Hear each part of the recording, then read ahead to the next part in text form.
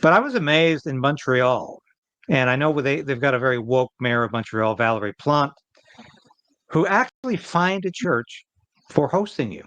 This to me sets a huge precedent, a very dangerous precedent in Canada, because I'm not aware of anything, any law, any statute, any regulation that says a church needs a permit to host a pastor, an evangelist, a performer of any kind. That's their that's their right. That's freedom of religion. And yet this church was fined $1,500, or sorry, Twenty. $2,500 for Yeah. hosting you. And did you find this to be almost the injury upon injury while you were in Montreal? Not only did they say you can't perform at a public place in the public sphere, but the church that you formed, a Spanish Catholic church too, God bless them, they were fined for hosting. Did you find that absolutely shocking? Yeah, I mean, the I think that they were just frustrated that we're not going to stop. And I told them this. I mean, we have a 5-year history. Let us worship. We don't. Nothing shuts us down. Not the weather. Not Antifa. Not mayors. Not governors.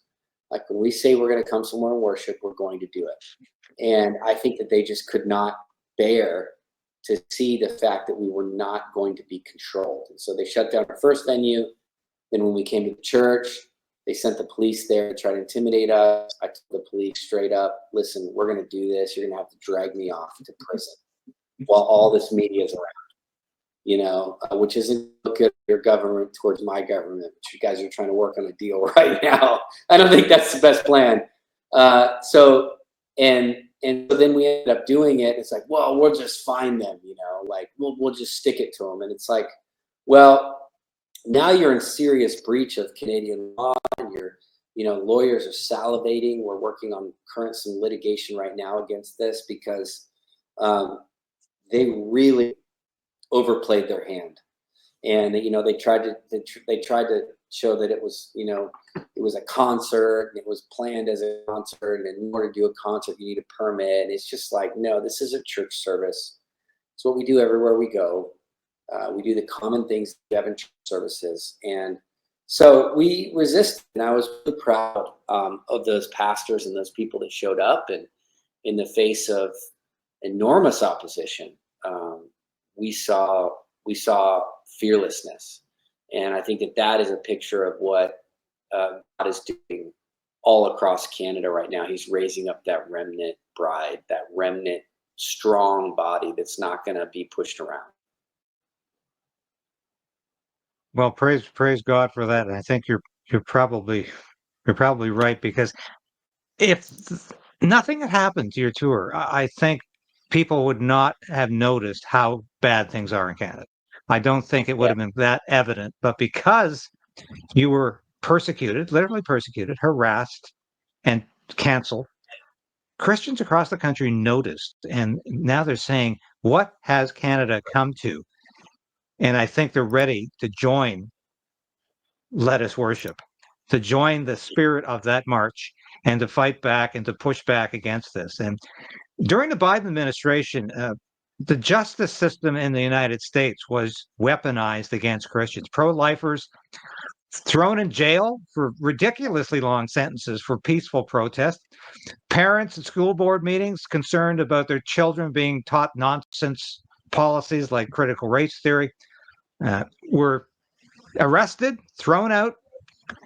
Are you optimistic that is at least being changed under President Donald Trump? He has come out against there being more than two genders. There's male and female. There's a biological male and female.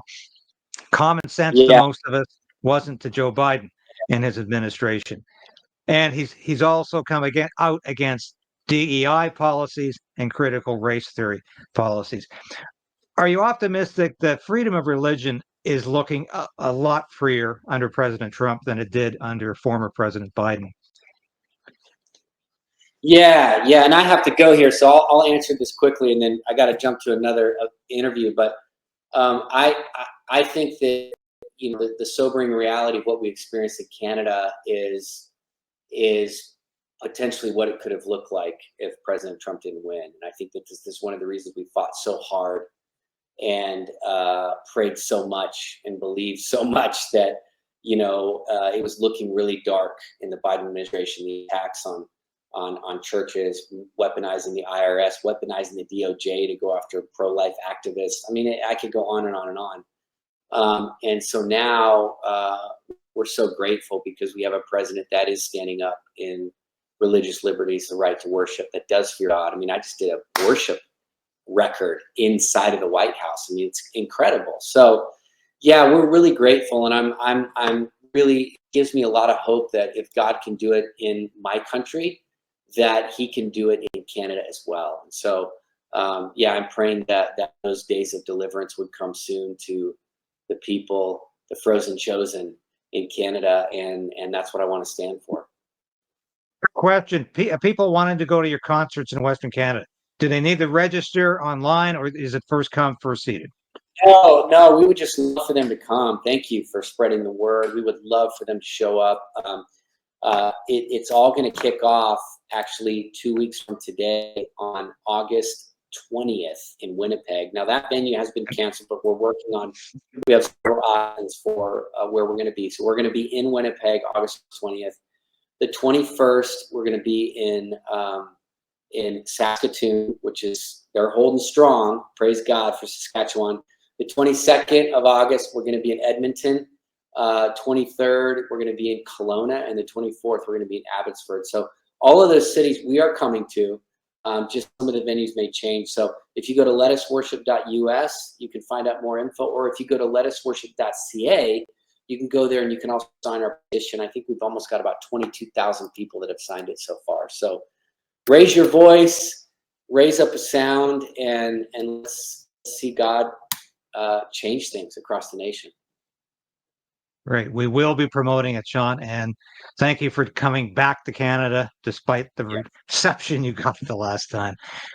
God bless you. God bless your work. And we're fighting together. And thank you so much for showing Canada what it needs to do to get back to God. And God bless your work. And we'll see you again, Sean. Thank you so much for joining me today.